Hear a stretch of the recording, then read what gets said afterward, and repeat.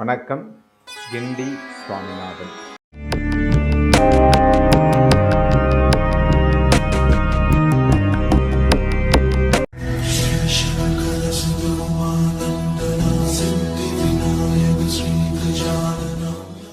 மகாபாரதத்திலே கிருஷ்ணருடைய பங்கு என்பது மிக முக்கியமானது.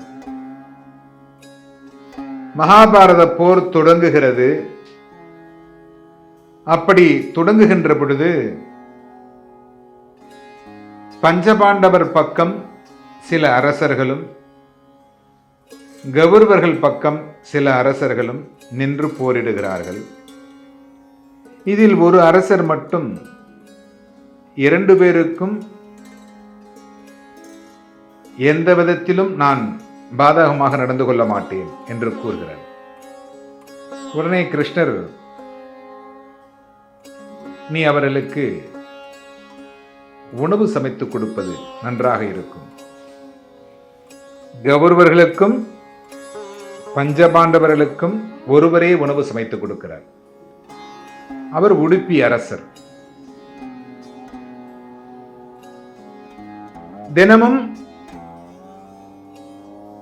ஒரு நாள் கூட யாருக்கும் உணவு இல்லை என்று சொல்லாமல் சரியாக தினமும் உணவு பரிமாறி வருகிறார்.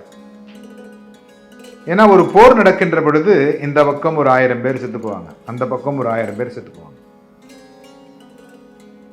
அப்படி பார்த்தால் அந்த ஒரு 1000 பேருடைய உணவு என்பது மீதப்படும். ஒரு நாள் கூட இந்த உணவு மீறாமல் பற்றாமலும் போகாமல் அனைவருக்கும் உணவு வழங்கி வந்தார். தினமும் கிருஷ்ண பரமாத்மா வந்து உணவு அருந்துவார்.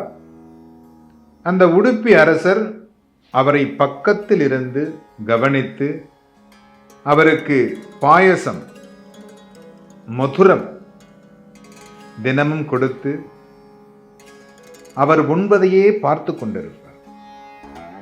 யுதிஷ்டிரரும் தினமும் கிருஷ்ணரோடு வந்து உணவு அருந்துவார். இவருக்கு ஒரு சந்தேகம், எப்படி இவ்வளவு சரியாக இவர் அனைவருக்கும் சமைக்கிறார், எப்படி முடியும்? இதை அங்கே இருக்கக்கூடிய சமையல் கலைஞரிடத்திலே கேட்டார். கேட்டவுடன் அவர் சொன்னார், எங்களுடைய அரசர் உடுப்பி அரசர் தினமும் இவ்வளவு பேருக்கு சமைக்க வேண்டும் என்று கட்டளையிடுவார், அதை தான் நாங்கள் செய்கிறோம். யுதிஷ்டருக்கு பெருத்த சந்தேகம், அது எப்படி அவருக்கு தெரியும்? நேரடியாக அவரிடத்திலேயே கேட்டுவிடலாமே என்று நேரடியாக அவரிடத்திலேயே கேட்டார். அப்பொழுதுதான் அவர் ஒரு உண்மையை சொல்லுகிறார். நான் தினமும் கிருஷ்ண பரமாத்மாவிற்கு உணவு பரிமாறுவேன். தினமும் அந்த மதுரமாகிய பாயசம் அவருக்கு கொடுக்கின்ற பொழுது அவர் எத்தனை முந்திரி பருப்புகளை எடுத்து சாப்பிடுகிறார் என்பதை கவனித்துக் கொண்டிருப்பேன். ஒரு முந்திரி பருப்பு சாப்பிட்டால் 1000 பேருக்கு உணவை குறைத்துக் கொள்ள வேண்டும். பாதி முந்திரியும் சாப்பிட்டிருக்கிறார், கால்வாசி முந்திரியும் சாப்பிட்டிருக்கிறார். பாதி முந்திரி சாப்பிட்டால் 500 பேருக்கு நான் உணவை குறைத்துக் கொள்ள வேண்டும். கால்வாசி முந்திரி சாப்பிட்டால் 250 பேருக்கு உணவு குறைத்துக் கொள்ள வேண்டும். இப்படித்தான் எனக்கு அந்த பரமாத்மா அருள் புரிந்தார். அதன் மூலமாகத்தான் நான் இவர்களுக்கு ஆணையிடுகிறேன். இது எல்லாம் கிருஷ்ணருடைய லீலைகள். அப்பொழுதுதான் அந்த யுதிஷ்டருக்கு கிருஷ்ண பரமாத்மாவை நினைத்து